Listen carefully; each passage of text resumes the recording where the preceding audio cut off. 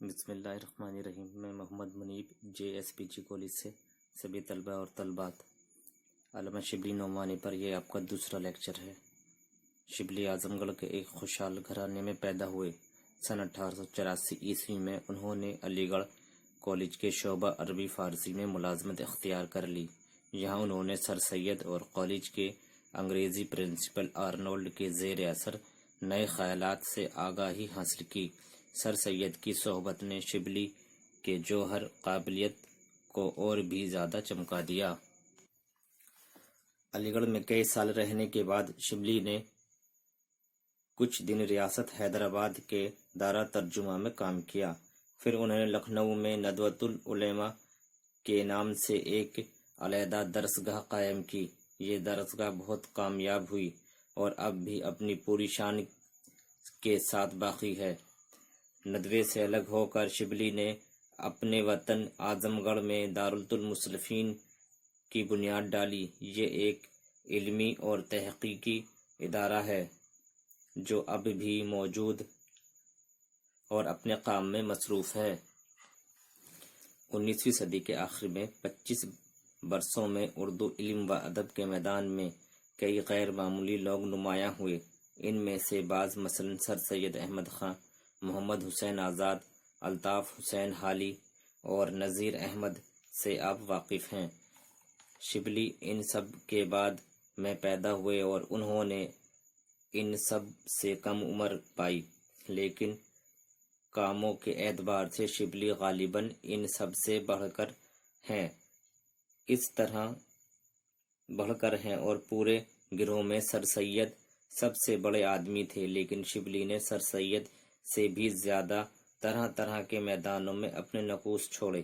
فارسی ادب، فارسی شاعری، اردو شاعری، تنقید، تاریخ، ادب، فلسفہ، تاریخ، تعلیم، مذہب، سیاست، کون سا شعبہ ایسا ہے جس میں شبلی نے قابل قدر بلکہ اپنے معاصروں اور پیش زوروں سے بہتر کام نہ کیے ہوں۔ حق یہ ہے کہ شبلی اردو ادب میں جو مقام بلند حاصل ہے اس کی بنا علمی بھی ہے، ادبی بھی، مگر جو چیز ان کے لیے بقائے دوام کا باعث ہو گئی وہ ان کا اسلوب بیان ہے اور اپنے علمی انکشافات اور تاریخ زاویوں کی پردہ کشائی کی وجہ سے نہیں بلکہ اپنے مخصوص طرز بیان کی وجہ سے اردو نثر میں بلند مقام حاصل کر چکے ہیں، اور یہی وہ چیز ہے جو انہیں اردو نثر میں بلند مقام حاصل کر چکے ہیں اور یہی وہ چیز ہے جو انہیں اردو کے بانی صاحب طرز انشا پردازوں سے ممتاز کرتی ہے۔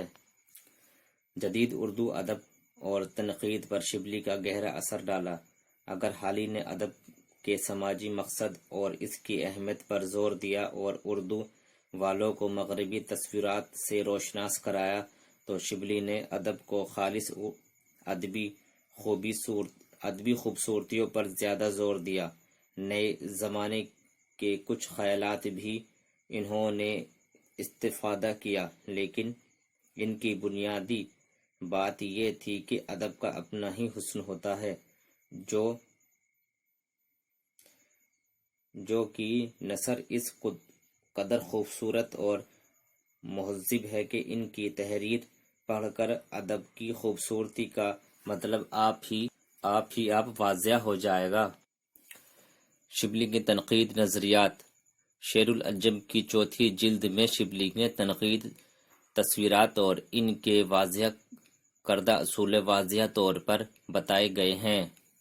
شبلی کے مطابق علم حاصل کیے جانے والے علوم کو شبلی نے عقلی علوم کہا۔ احساس کی مدد سے حاصل کیے جانے والے علوم کو شبلی نے احساس علوم کی تعبیر کیا ہے۔ شبلی سائنس اور دوسرے علوم کو اور اس علوم میں شمار کرتے ہیں۔ شبلی شاعری احساس علوم کو احساس کی مدد سے حاصل کیے جانے والے علوم کو شبلی نے احساساتی علوم سے تعبیر کیا ہے۔ شبلی سائنس اور دوسرے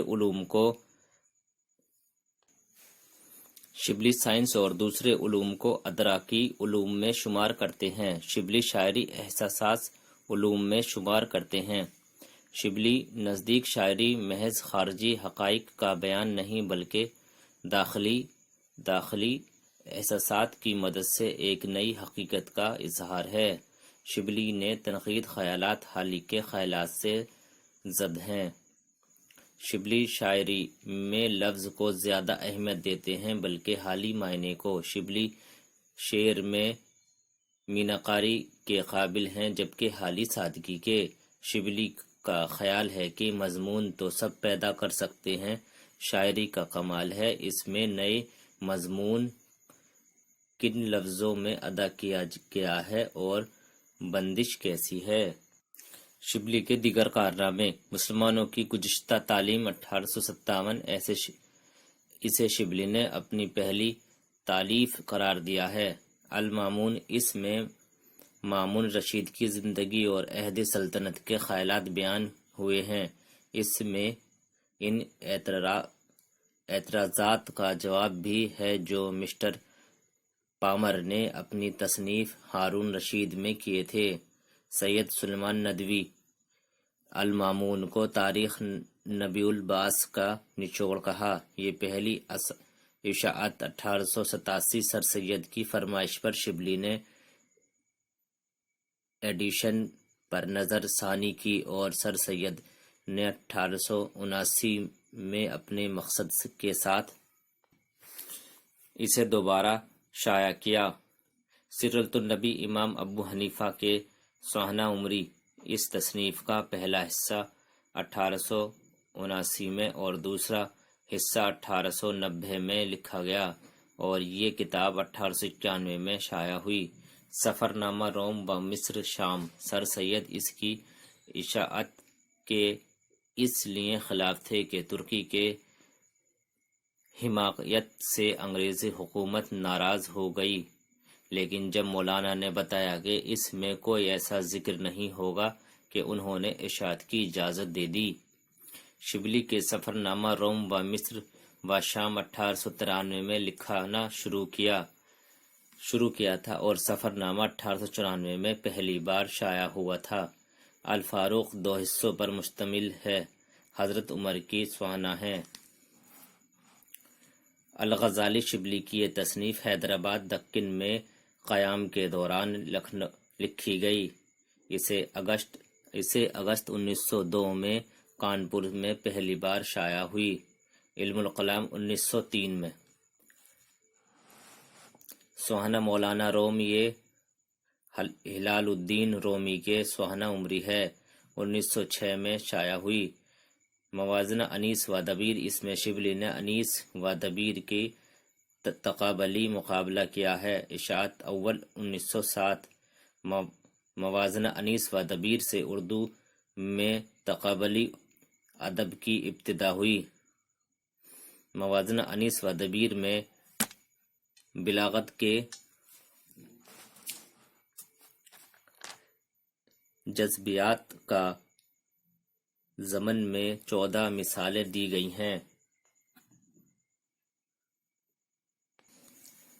شعر الانجم، یہ 5 جلدوں میں ہے، 4 جلد شبلی کی زندگی میں ہی شائع ہو گئی تھیں۔ 5ویں جلد شبلی کی وفات کے بعد 4 سال بعد 1918 میں شائع ہوئی۔ سیرۃ النبی اس کتاب میں پہلی جلد شبلی نے مکمل کی تھی اور دوسری پر شبلی کا کام شروع ہی کیا تھا کہ شبلی کا انتقال ہو گیا۔